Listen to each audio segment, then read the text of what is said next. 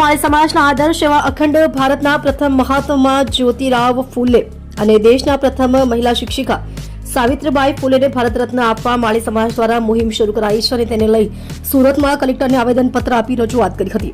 સમગ્ર ભારત દેશમાં માળી સમાજના આદર્શ એવા અખંડ ભારતના પ્રથમ મહાત્મા જ્યોતિરાવ ફૂલે અને ભારત દેશના પ્રથમ મહિલા શિક્ષિકા સાવિત્રીબાઈ ફૂલેને ભારત રત્ન અપાવવા માટે માળી સમાજ દ્વારા મુહિમ ચલાવવામાં આવી રહી છે। તેના ભાગરૂપે ગુજરાતમાં પણ સમસ્ત માળી સમાજ મહામંડળ ટ્રસ્ટ ગુજરાત દ્વારા છેલ્લા ઘણા સમયથી મહાત્મા જ્યોતિરાવ ફૂલે અને સાવિત્રીબાઈ ફૂલેને ભારત રત્ન આપવા માટેની માંગ વધુને વધુ બુલંદ કરવામાં આવી છે।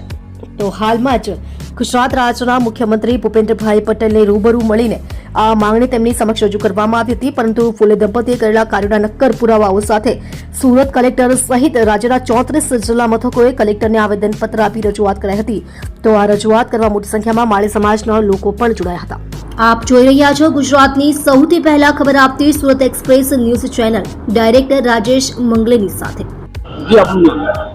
હું ડોક્ટર શામરાવ ફૂલે, અધ્યક્ષ અખિલ ભારતીય માળી મહાસંઘ ગુજરાત પ્રદેશ અને પૂર્વ કોર્પોરેટર સુરત મહાનગરપાલિકા।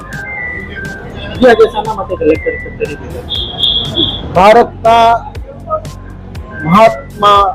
પ્રથમ મહાત્મા એવા મહાત્મા જ્યોતિબા ફૂલે અને વિદ્યાદેવી સાવિત્રી દેવી ફૂલે તેમને મરણોત્તર ભારત રત્ન પુરસ્કાર મળે તેના માટે ભાવિનભાઈ રામી માળી એ માળી સમાજ ગુજરાત પ્રદેશના અધ્યક્ષ છે।